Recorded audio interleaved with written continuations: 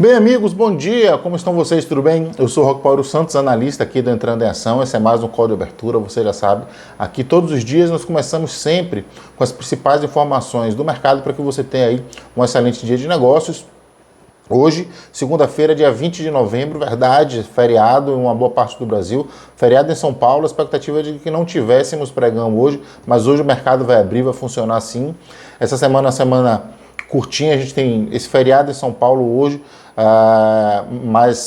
com o mercado abrindo, mas temos feriado de ação de graças na quinta-feira lá nos Estados Unidos. A tendência é que a gente tenha uma liquidez um pouco menor, o mercado fecha na quinta-feira, na sexta-feira é só meio pregão, então vamos observar como é que vai ser, mas também é uma semana já que está um tanto quanto vazia em relação a dados, até por conta desses apenas 3 dias aí completos de mercado. Mas antes da gente seguir aqui para o noticiário internacional, como eu sempre faço, eu vou pedir a você aqui que deixe o seu like nesse vídeo, vai ser extremamente importante para a gente mais uma vez. Se quiser deixar um comentário também, fica à vontade aí, pergunta, dúvidas, sugestões, elogios e críticas, será muito bem-vindo.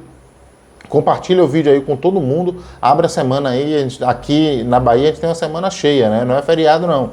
Então compartilha o vídeo aí com todo mundo, manda aí para grupo de família, grupo dos amigos, colega do trabalho. Se você é do mercado financeiro tem clientes, manda também, tenho certeza que eles vão gostar. Se não é inscrito no canal, se inscreve, ativa as notificações e você vai ser o primeiro a ficar sabendo sempre que sair o nosso call de abertura, tá certo? Mas vamos lá, sexta-feira, o mercado foi meio que ali digerindo um pouco dos ganhos da semana, né, tentando realizar os lucros de uma maneira mais um tanto quanto saudável, mas a verdade é que o mercado fechou ainda no positivo, sustentados aí pelo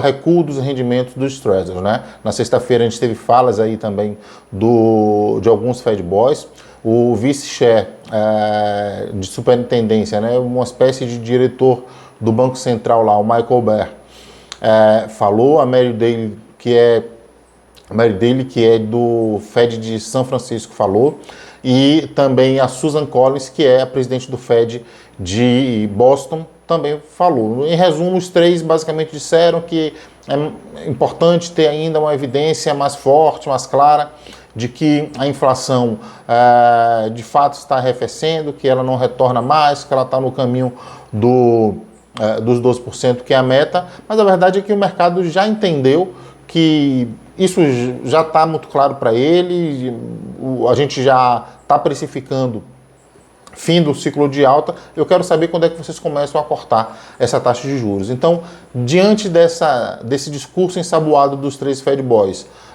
e de uma expectativa um tanto quanto frustrada em relação a isso, mas com os Treasuries caindo, que de uma certa forma confirma isso, e essa queda basicamente lastreada nos dados econômicos que saíram ao longo da semana, o mercado ele ficou meio que descansado na sexta-feira, né? A gente teve fechamento do Dow Jones com alta de 0,01, fechando a semana com alta de 1,9. O S&P fechou em alta de 0,13, encerrando a semana com alta de 2,2. Para esses dois índices, é a melhor sequência desde o mês de julho, recente agora, né?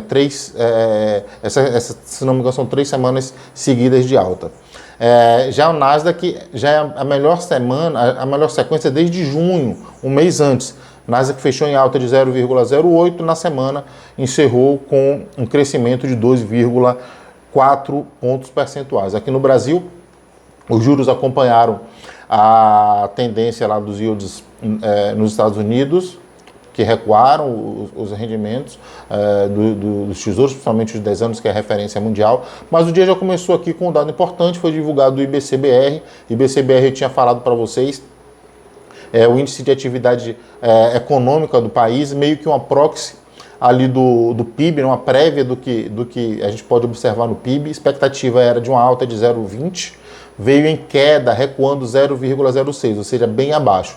Isso é bom e isso é ruim.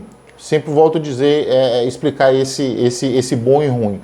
Por um lado, É ruim porque o mercado, a economia, ela deu um sinal de enfraquecimento, a atividade econômica como um todo deu um sinal de enfraquecimento, né? Mas estamos diante de um mês onde no primeiro trimestre esse índice ele veio 2,39, no segundo trimestre ele veio alta de 0,75, um recuo de 0,64 para os últimos 3 meses, né?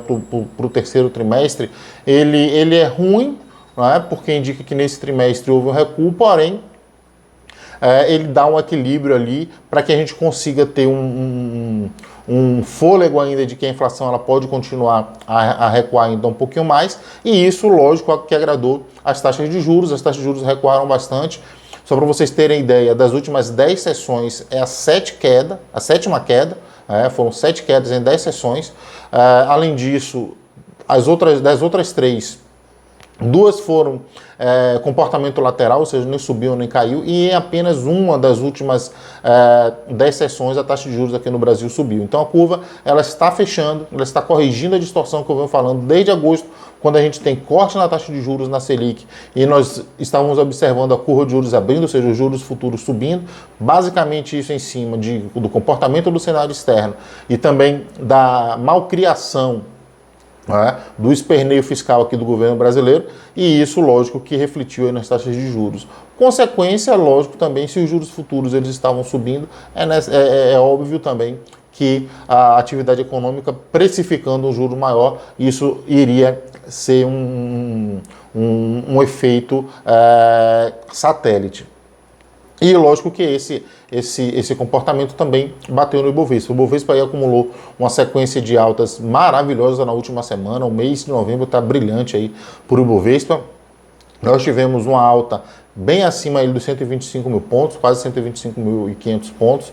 Um fechamento ali que a gente só observou nos últimos 2 anos, ali lá para julho de 2021. O fechamento foi o melhor desde 29 de julho de 2021, o Ibovespa, terceira alta seguida, um volume de 27,8 bilhões com vencimento de opções, um vencimento realmente bastante substancial. Na semana o Ibovespa fechou com alta de 3,5%, no mês já acumula 10,3% e no ano, que a gente começou novembro com 3% ali, depois de desidratar uma alta de quase 12%, o Ibovespa já recuperou bastante desse terreno, no ano acumula 13,7%.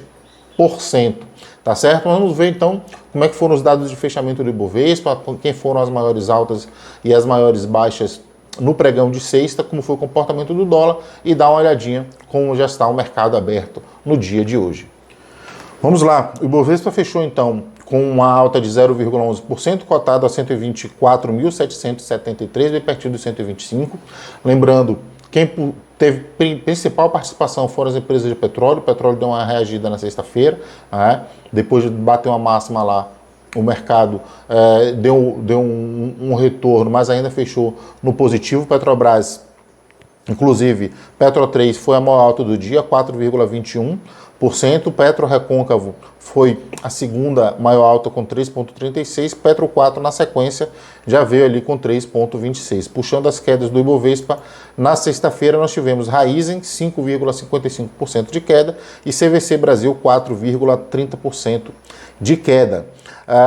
Dólar futuro fechou com uma alta de 0,87, cotado a 4,914. No calendário para hoje, o calendário de semana, como eu já falei, está bem esvaziado. Hoje nós não temos nenhuma divulgação de dados importantes. Vamos ficar atentos somente aí ao Boletim Focus. Como eu já falei, em função do IBCBR, a gente pode ter uma revisão do PIB no Boletim Focus. O Boletim Focus sai daqui a pouquinho, por volta das 8h30. Eu divulgo lá no Instagram e amanhã a gente comenta por aqui, tá certo?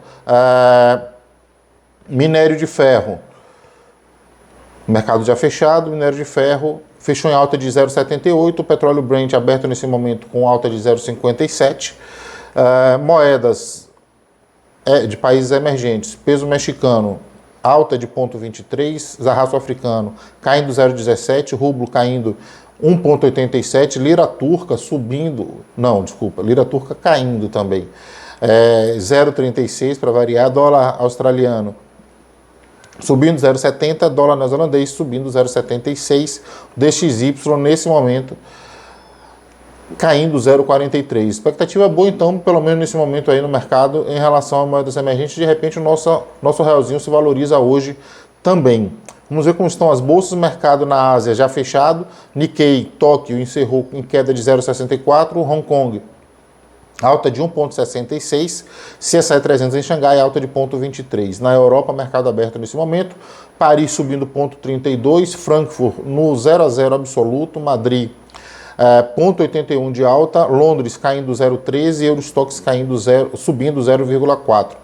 Lembrando que mais cedo o mercado na Europa ele estava todo negativo e foi virando aos pouquinhos. Nesse momento somente Londres está no vermelho. Futuros americanos, que também logo quando eu comecei a preparar o material de hoje, estava com a leve alta, bem baixinho, já ganhou um pouco mais de corpo. Nasdaq subindo 0,22, Dow Jones subindo 0,08, o S&P subindo 0,13. Deixa eu ver se já temos aqui o nosso EWZ, ETF de Bolsa Brasileira, se já está em pré-abertura. Sim, pré-abertura, precificando aqui uma alta de 0,54. Né? Então vamos ver se esses dados se confirmam aí no dia de hoje e de repente a gente consegue fechar aí acima dos 125 mil pontos. Quarto pregão de alta seguido seria muito bom por aqui. Então é isso, desejo a todos que vão curtir feriado, um excelente feriado, né? Já devem estar aí curtindo, na verdade, desde sexta-feira. Hoje é meio que uma despedida do feriadão, mas para você que está no mercado aí ativo, excelentes negócios para vocês, muita atenção, dia de baixa liquidez é um dia perigoso. Vamos lembrar também que a semana ela é curta, né? Hoje a gente deve ter baixa liquidez aqui no Ibovespa, função do feriadão, e ao longo da semana, terça e quarta-feira, nós devemos ter também reflexos da baixa liquidez em função dos feriados nos Estados Unidos. Tá certo? Um abraço a todos, um excelente dia de negócios e como eu digo sempre, é hora de entrar em ação.